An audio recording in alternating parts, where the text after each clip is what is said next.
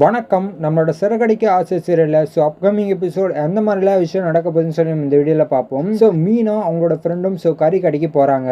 அங்கே மீனாக்கு ஒரு ஃபோன் வருது. அந்த ஃபோனை எடுத்து அட்டன் பண்ணி பேசிகிட்டு இருக்காங்க.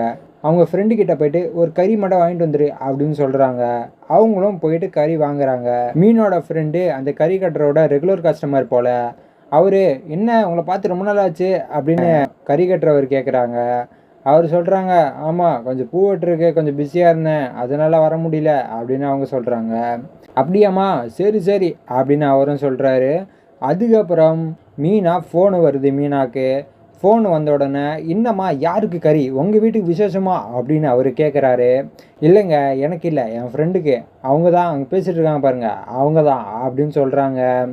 அது பார்த்த கறி கட்டுக்காரு, ஐயோ இவங்களா அப்படின்னு சொல்கிறாங்க. ஆனால் அந்த கறி கட்டுறவர் யாருன்னு பார்த்தீங்கன்னா ரோஹிணி மாமான்னு சொல்லி கூப்பிட்டு வந்தாங்கல்ல, அவர் தான். மீனாவை பார்த்து அடுத்த நிமிஷமே என்ன பண்ணுறதுன்னு தெரியாமல் ஒரு மாஸ்க் எடுத்து போடுறாங்க. என்ன ஆச்சு, இவ்வளோ நல்லா தானே பேசிட்டு இருந்தீங்க, ஏன் மாஸ்க் போடுறீங்க அப்படின்னு மீனாவோட ஃப்ரெண்டு கேட்குறாங்க. இல்லைம்மா எனக்கு ஜுரம் ஒரு வாரமாக அடிச்சிட்டு இருந்துச்சு, இப்போ 3 நாள் தான் பரவாயில்ல, அதனால தான்ப்பா மாஸ்க் போடுறேன் அப்படின்னு சொல்கிறாங்க. அப்படியா, சரி சரி இருக்கட்டும் அப்படின்னு சொல்கிறாங்க. அந்த நேரத்தில் மீனாக்கு ஃபோன் வருது. ஃபோனில் அம்மா கிட்டே பேசிகிட்டு இருக்காங்க. அந்த நேரத்தில் மீனாக்கு ஒரு ஷாக்கான ஒரு நியூஸ் வருது. சீதா கையில் முத்தோட ஃபோனு கிடச்சிருக்கு. எப்படி கிடச்சிருக்குன்னு கேட்டிங்கன்னா, அவங்க சீதா என்ன பண்ணுறாங்க அப்படின்னா, வேலையை விட்டு வரும்போது செப்பலாக இருந்திருக்கு. செப்பலாக இருந்த நேரத்தில் அந்த பக்கத்தில் இந்த தாத்தா பாட்டி தான் இருந்திருக்காங்க. பரவாயில்லையே இங்கே பக்கத்துலேயே இருக்கே சொல்லிட்டு அவங்க அங்கே போயிட்டு செப்பலை தைக்கிறாங்க. தைச்சதுக்கப்புறம் அந்த தாத்தா பாட்டி அவங்களே பேசிக்கிறாங்க. இந்த காலத்து பசங்களுக்கெல்லாம் பொறுப்பே இல்லை அப்படின்னு சொல்கிறாங்க. இவங்க கேட்குறாங்க, என்ன தாத்தா ஆச்சு, என்ன பாட்டி ஆச்சு அப்படின்னு கேட்குறாங்க.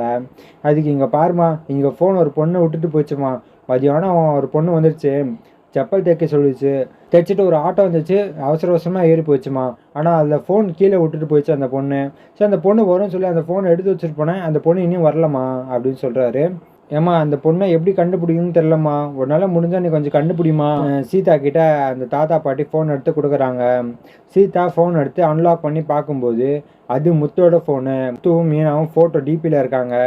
அதை வச்சு சீதா கன்ஃபார்ம் பண்ணிட்டாங்க, தொலைஞ்சு போன ஃபோனு இதுதான் அப்படின்னு சொல்லி கன்ஃபார்ம் பண்ணிட்டாங்க. அந்த ஃபோனை சீதா வீட்டுக்கு எடுத்துகிட்டு வந்துட்டாங்க. முத்துக்கு ஃபோன் பண்ணி சொல்கிறாங்க. முத்து மீனா கிட்ட இந்த விஷயத்த சொல்லவே இல்லை. மீனா அம்மா மீனா கிட்ட ஃபோன் பண்ணி சொல்கிறாங்க, இந்த மாதிரி ஃபோன் கிடச்சிருக்கு, ஃபோன் இங்கே தான் இருக்குது, ஃபோன் வந்து வாங்கிட்டு போன்னு சொல்கிறாங்க. மீனாக்கு அப்படியா சரிம்மா நான் வந்து வாங்கிக்கிறேன் அப்படின்னு சொல்லி ஃபோனை வைக்கிறாங்க. வந்ததுக்கப்புறம் கறி கடையில் காசு கொடுக்குறதுக்காக வராங்க. எவ்வளோ ஆச்சு அப்படின்னு கேட்கும்போது மாஸ்க் போட்டிருக்காங்க. என்ன விசித்திரமாக இருக்காரு இவர் அப்படின்னு அவங்க நினச்சிட்டு காசும் கொடுக்குறாங்க. கொடுத்ததுக்கப்புறம் அவங்க மண்டையை பார்த்துட்டு, இந்த மண்டையை நம்ம எங்கேயோ பார்த்துருக்கோமே அப்படின்னு மீனா யோசிக்கிறாங்க. யோசிச்சதுக்கப்புறம் ஒரு லைட்டாக இந்த வழுக்கு தலை நான் எங்கேயோ பார்த்துருக்கேன் அப்படின்னு சொல்லி அவர்கிட்ட சொல்கிறாரு.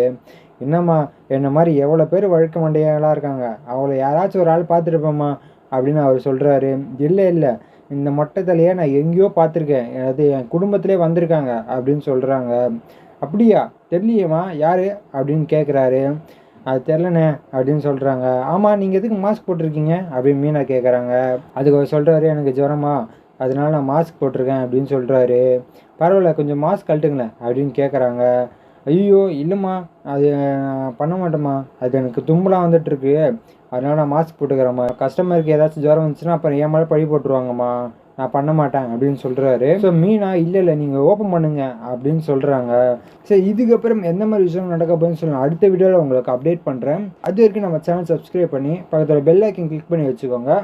நன்றி, வணக்கம்.